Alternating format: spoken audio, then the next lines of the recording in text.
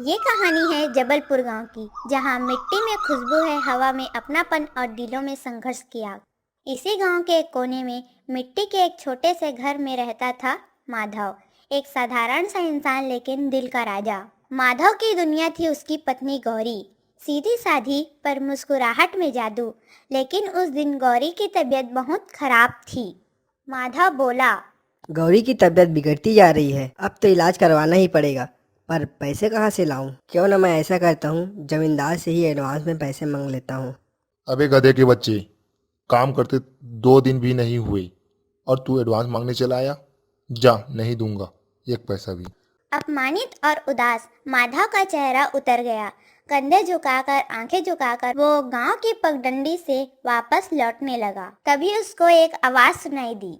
अरे माधव, क्यों मुंह लटकाए हुए हो भाई? माधव ने सारी बात बता दी, पत्नी की बीमारी, जमींदार की बेरुखी और अपने हालात।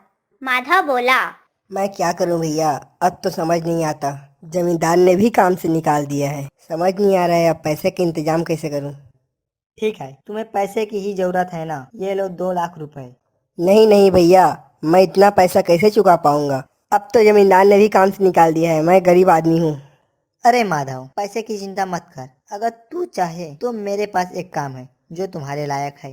भैया, मैं आपका यह एहसान जिंदगी भर नहीं भुला पाऊंगा।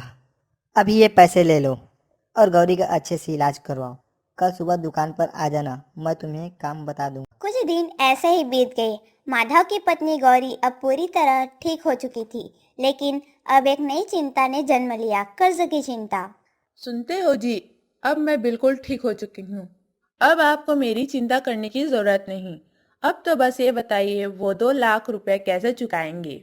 गौरी, तुम पैसे चुकाने की चिंता मत करो, हम वो पैसे नहीं देंगे। ये क्या बोल रहे हैं आप? जिस व्यापारी ने हमारी सबसे बड़ी मुसीबत में मदद की, क्या आप उसी के पैसे नहीं चुकाओगे? ये तो बहुत गलत बात है। गौरी ने लाख समझाया, पर माधव टस से मस नहीं हुआ। उसने साफ इनकार कर दिया कर्ज लौटाने से। गौरी को यह बात भीतर तक चुभ गई। वो चुपचाप उठी और पगडंडी के रास्ते सीधे व्यापारी के पास पहुंच गई। अरे गौरी बहन, अब कैसी तबीयत है? सब ठीक है ना? मैंने तो माधव को काम बताया था, वो अभी तक नहीं आया। सब ठीक है ना? गौरी ने रुककर एक गहरी सांस ली और फिर सच्चाई कह दी, कैसे माधव ने पैसे लौटाने से इनकार कर दिया। क्या?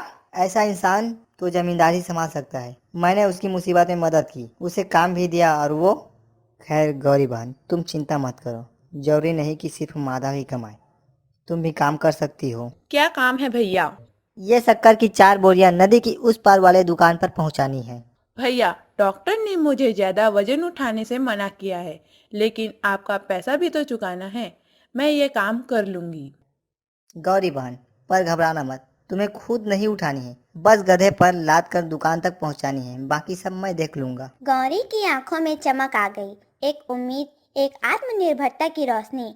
वो उसी पगडंडी से अपने घर लौटी और अगली सुबह फिर से व्यापारी की दुकान के सामने खड़ी थी।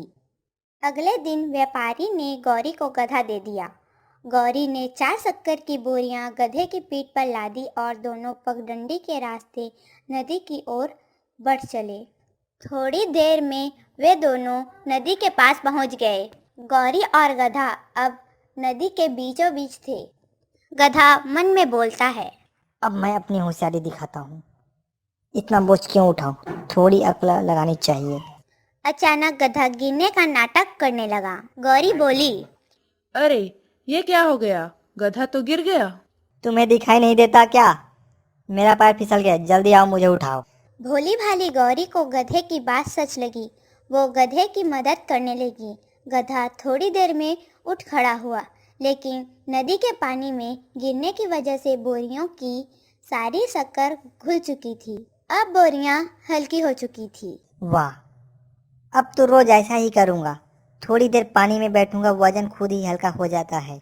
गौरी और गधा पगडंडी के रास्ते से चलते हुए दूसरे व्यापारी की दुकान तक पहुंच गए। दूसरे व्यापारी ने बोला, अरे, ये बोरियां तो हल्की है, इसमें तो शक्कर है ही नहीं।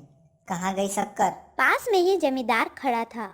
उसे मौका मिल गया ताना कसने का। इसका पति तो काम चोर निकला, अब इसकी बीवी भी शक्कर चोर निकल गई। लगता है इसने शक्कर चुराई है। गौरी बोली। नहीं नहीं, ऐसा कुछ नहीं है। गधा नदी में गिर गया था, इसलिए शक्कर बह गई। दूसरा व्यापारी बोला। मुझे शक्कर चाहिए था, बोरी नहीं। मैं ये बोरी नहीं ले सकता, इसे वापस ले जाओ। गौरी का चेहरा उतर गया। वो चुपचाप बोरियां लेकर वापस पगडंडी के रास्ते घर आ गई। क्या हुआ गौरी, इतनी मायूस क्यों हो? गौरी ने सारी बात बता दी। कैसे गधा पानी में बैठ गया, कैसे जमींदार ने ताने मारे और व्यापारी ने बोरी लौटाने को कह दिया। सारी बात सुनकर माधव का दिल भर आया। तुम चिंता मत करो भाग्यवान, कल से मैं खुद काम करने जाऊंगा। गौरी बोली। लेकिन ये गधा तो पानी में बैठ जाता है जी, इससे तो नुकसान और बढ़ेगा। पहले ही 2 लाख का कर्ज था, अब शक्कर का भी देना पड़ेगा। तुम चिंता मत करो, मैं सब संभाल लूंगा। अगले दिन माधव फिर से पगडंडी के रास्ते व्यापारी की दुकान पर पहुंचा। व्यापारी बोला। अरे माधव, तुमने तो काम करने से मना कर दिया था। काम नहीं करोगे तो मेरा पैसा कैसे दोगे? मुझे माफ़ कर दीजिए भैया, मेरा दिमाग खराब हो गया था। अब मैं ही काम करूंगा और आपके सारे पैसे चुका दूंगा। कल जो नुकसान हुआ था वो भी आपके हिसाब में जोड़ लीजिए।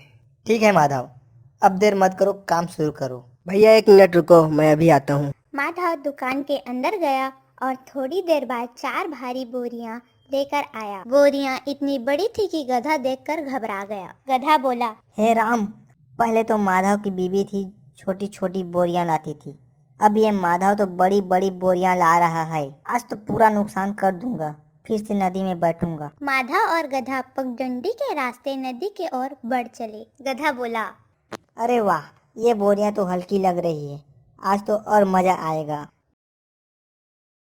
नदी के बीच पहुंचते ही गधे ने फिर से गिरने का नाटक किया और पानी में बैठ गया। लेकिन इस बार बोरियों में शक्कर नहीं थी, कपास की रुई भरी थी। जैसे ही रुई पानी में भीगी, उसका वजन कई गुना बढ़ गया। गधा बोला। हे भगवान, ये क्या हो गया? अब तो मैं चल भी नहीं पा रहा हूँ। कसम खाता हूँ अब कभी इस नदी में नहीं बैठूंगा। उस दिन के बाद गधे ने कभी चालाकी नहीं की। माधव ने मेहनत से थोड़ा थोड़ा काम किया और आखिरकार व्यापारी के सारे पैसे चुका दिए।